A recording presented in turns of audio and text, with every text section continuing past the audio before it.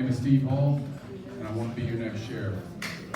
I've served this county for 28 years, one place, one agency. I think that's important because I don't think there's another profession right now that is facing the challenges that law enforcement is today. If you don't know, research the reform bill that was just passed on the Hill in Annapolis. What we're asking people to do is more, and the pool with which we have to do it with is less. I think the 28 years in working as a correctional officer, as a deputy, as an investigator, vice narcotics, and being a supervisor for 22 years is the thing that is needed in this period of transition. I think stakeholding and having relationships with this community is critical, and I think the person has to have that experience, has to have the trust of the community, has to care, and has to have the commitment to the people both in the building and to all of you, and that person is me.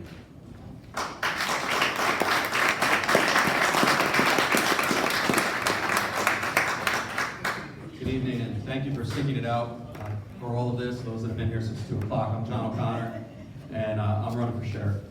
And thank you. I'm asking for your vote.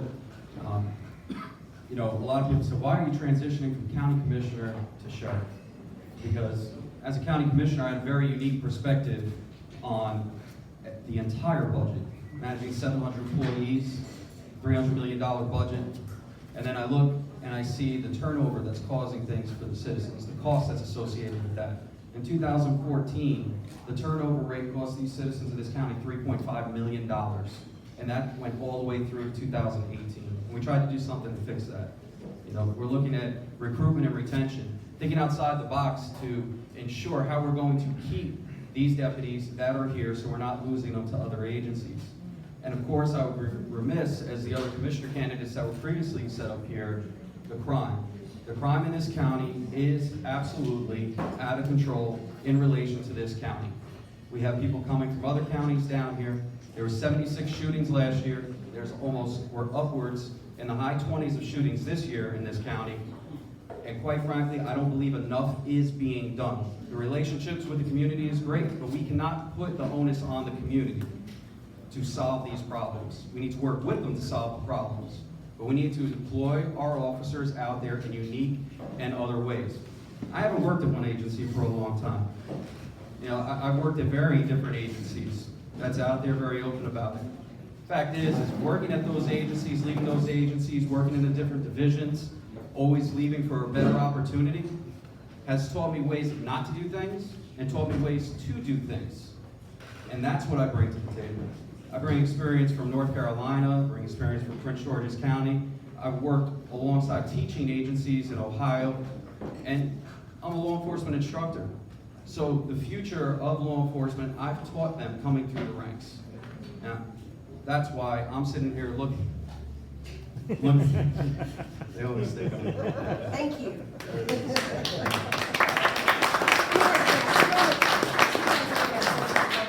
Believe me. Okay, so the question I sent to every candidate, I'm going to ask you. What's the most pressing issue you will address in St. Mary's County as far as the sheriff's office is concerned? John, 1 minute. So I think there's the most pressing thing is retaining the amazing deputies that are out there working every single day. That's what we need to do. We need to make sure that we're harnessing all the skills from the patrol officers, the detectives that are out there, so they're not looking elsewhere. And that's just not pay. That's just not pay that keeps them here. All right, it's morale, it's pulling them in, and also thinking outside the box where we have other agencies that are out there offering spectacular packages and putting them together. I'm just trying to bring a new perspective to everything. When you're constantly from within, since 1982, it's hard to go ahead and look elsewhere and bring it in and try and affect that change. You know, the only ability we have is by what our experiences actually are.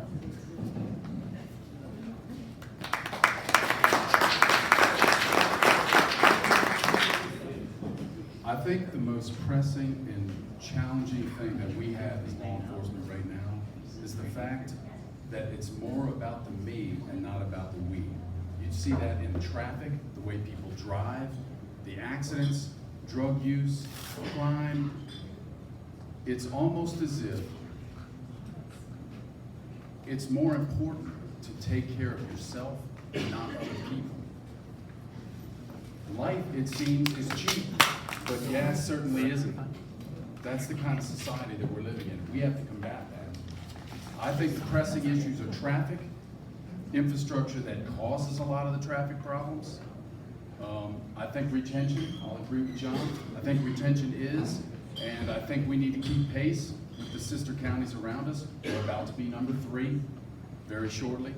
Calvert will jump up to number 1. Charles will be number 2, and we'll be number 3. We have that small pool of people to pull from in this peninsula area. The other thing is obviously the crime that we're seeing, and it's not just in Lexington Park. It's all over the county from Charlotte Hall to Ridge. Okay, that's good. All right. My timekeeper, Mom. Okay. She's, the timekeeper's so proud of her answer. Which is great, right? That's what we want. Okay, so what is your view on SROs in schools? 1 minute. SROs in schools, they're part of what I have command over right now, and I have for several years. I think we've lost a little bit about what the resource program was designed to do. They started to transition more into security guards as the teachers became more handcuffed into what they could and couldn't do with the students. I think they need to be a resource to be able to establish relationships, to humanize the police, and to act as a resource for the staff. In my administration, I want to expand that to include the elementary schools, because I think the emphasis needs to be on from cradle to kindergarten. By the time they get to middle school, it's just too late. I think we can influence the relationship that we have with the public. We can increase retention and recruitment and start young, recruit them like 5-star athletes. They'll know us, and I think we then serve the communities that feed the many elementary schools that we have.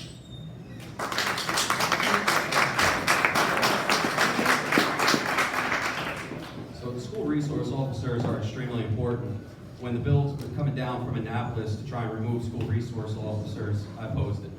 At point blank, they need to be in the schools. They're the first ones that are there, they're interacting with the children, but ultimately the relationships that they build with these students, they're so comfortable with them. And they're doing an amazing job in this county with the school resource officers. I do believe that we should expand the program to the middle schools and elementary schools. The problem is that doing that now with the staffing levels is impossible. However, we can go ahead and try and get it where our deputies that have kids in the schools adopt the schools. All right, they can go there, they can spend time there, give them time when they're moving through to say, okay, look, you know what, go spend time at the school if you can. Again, but staffing causes problems with that. We need to get the numbers up. We need somebody that's not afraid to get the numbers up, ask the hard questions, and demand the right amount of staffing for the county so programs like SROs can go ahead and flourish even further and support our children, support the teachers, and quite frankly, they're an amazing conduit. And I dealt with them.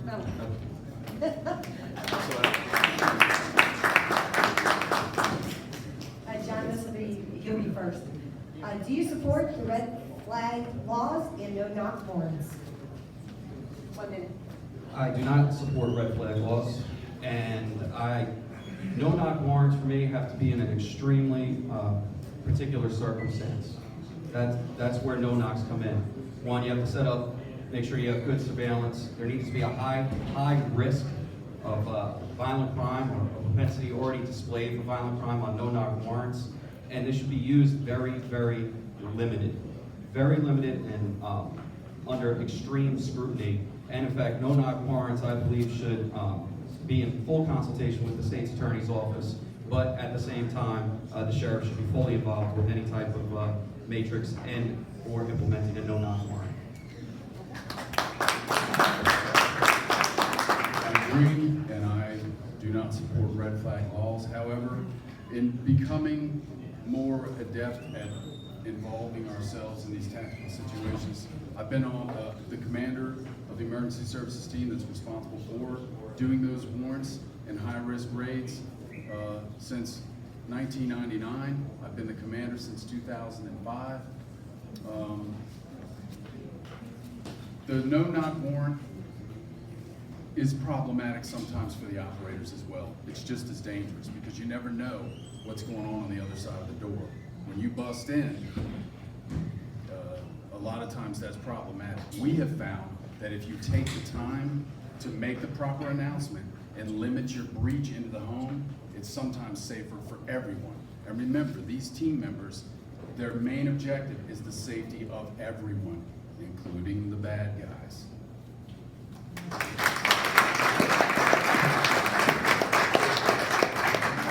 So we have a lot of questions regarding if you will be a constitutional sheriff.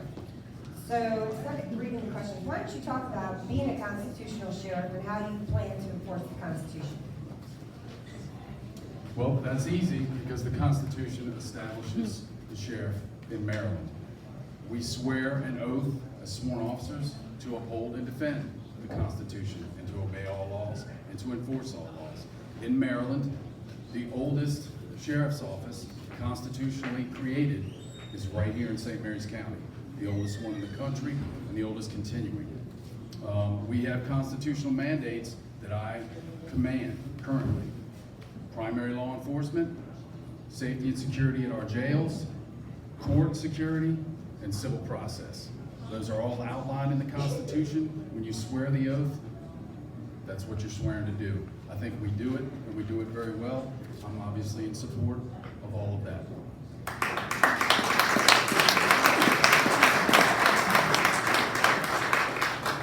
So when you take your oath, either as an elected official, the United States military, or as a police officer, the first thing they say is support and defend the Constitution of the United States.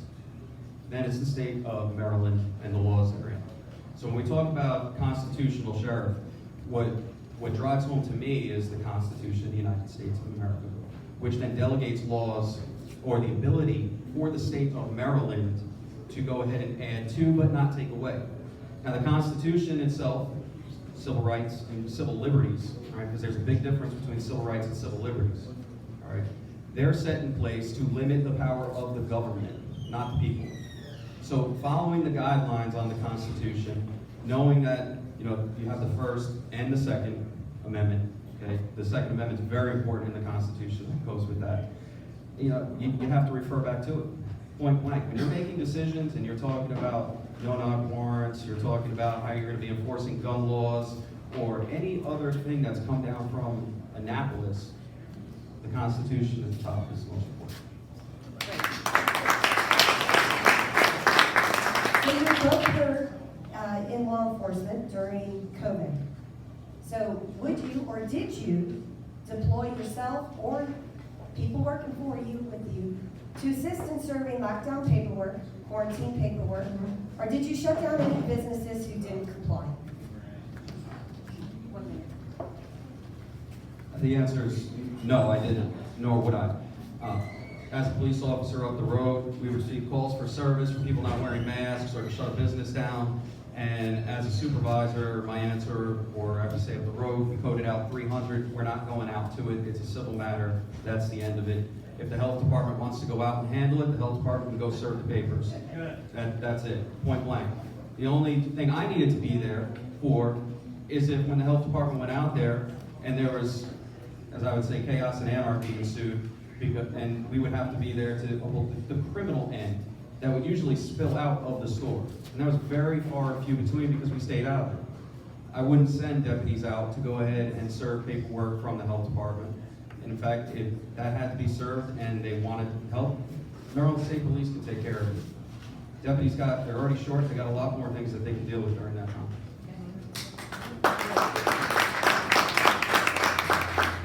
Yes, we did serve paperwork to people.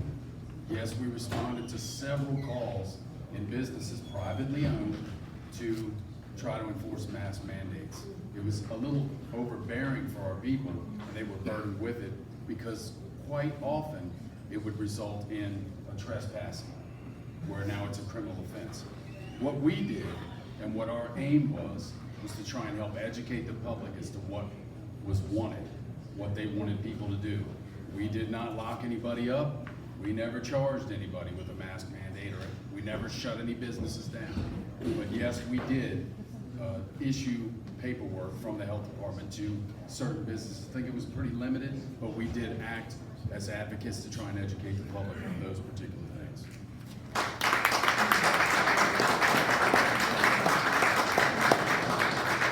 So as was stated earlier, St. Mary's County is a sanctuary for Second Amendment.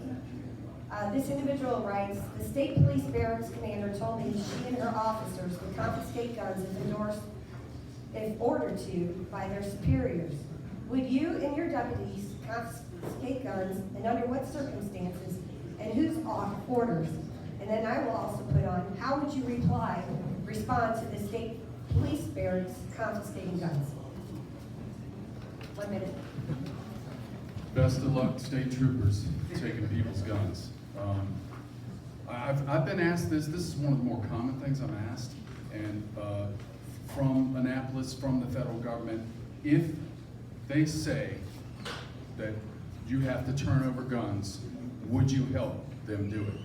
The fact of the matter is, the federal government and the state can't accomplish it without the sheriff's help.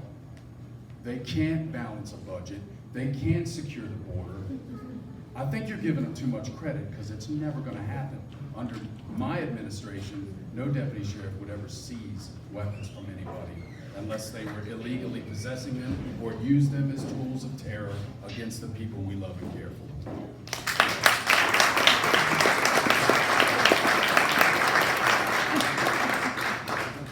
In short, I have to agree with Steve on that one. I wouldn't deploy any deputies out.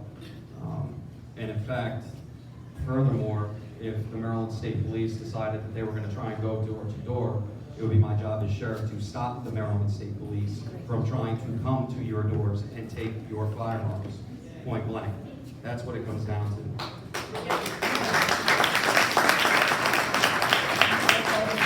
All right, thank you. And then we'd like to know, of the sheriff's office policies, what do you plan to improve upon or to change? John?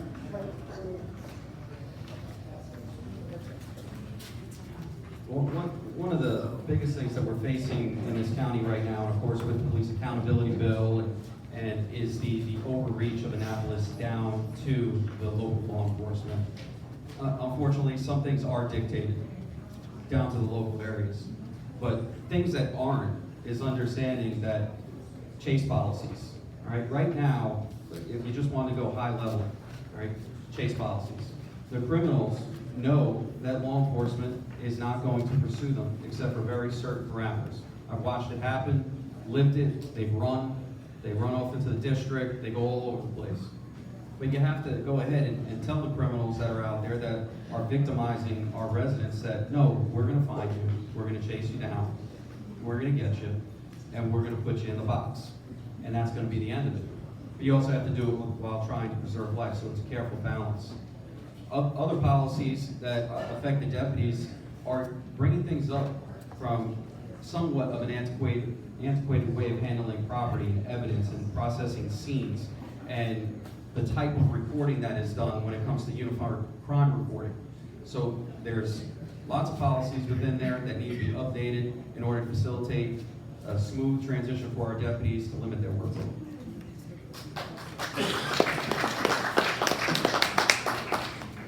Currently, the sheriff's office, we're always trying to be innovative. We're always trying to renew our policies. We're currently in the middle of a complete overhaul of our policies with a thing called Lexipol, which will it makes it a little bit easier, but we're keeping track of and updated with law changes, legislative things, and things of that nature that were mandated by the certifying bodies in law enforcement. One of the things that I think policy-wise we could do is I would like to have more of a back-to-basics approach where the windows and air conditioning that they put in our vehicles doesn't act as a deterrent to get out of your car and meet the people that you're supposed to serve. I think the aspect of community policing needs to be more of a widespread thing amongst all of our staff and not just restricted to a unit of now 6 people. So that's one of the policy things that I intend to change. All right. All right, now we have closing statements. We'll start with John. I appreciate Deb Ray and the Women's Club for putting this on, for everybody sticking this out. Like I said, for however long it's been, whether you've made your way around the room or not. You know, ultimately what I'm trying to bring is a fresh perspective, a new way of doing things. You know, the experiences that don't come from within are often the best ones that can go ahead and change the opinion of what is going on and how we are doing things in order to combat crime that has never been to this level before in St. Mary's County. You know, 25 years ago, we didn't have gangs, but we have them now. You know, we didn't have this many shootings 25 years ago, 5 years ago, 6 years ago, but we have them now. And our county is changing, and it isn't just down south. It's pushing itself all the way up north in the county. Our traffic is increasing, our fatalities are increasing. These things need to change with new ways of doing things that are not just the good old way we have done it in St. Mary's County. We have to adapt.